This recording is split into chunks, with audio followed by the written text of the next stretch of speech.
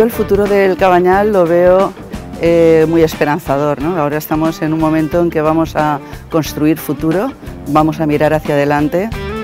Mi deseo para este barrio tan entrañable es que sea un barrio multicultural. Que podamos soñar juntos qué barrio queremos y a partir de ahí ir consiguiéndolo. Lo que vull cara al futur és que n'hi hagi una cohesió entre el Cabanyal Canyamelar, Cap de França. Imagino un Cabanyal més que un barri, més que un poble, perquè és una forma de viure i l'anem a cuidar.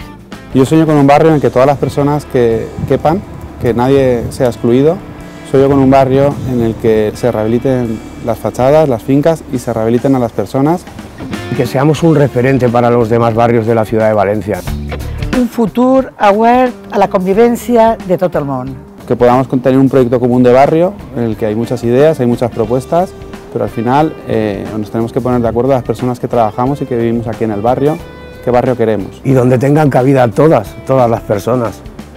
Un barrio sensible, un barrio agradable y sobre todo que la comunicación entre nosotros sea muy viable.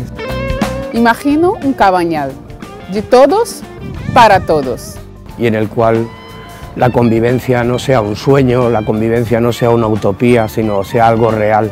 Yo creo que ese sería el futuro por el que ha valido la pena trabajar durante todos estos años, ¿no? Por la recuperación del barrio.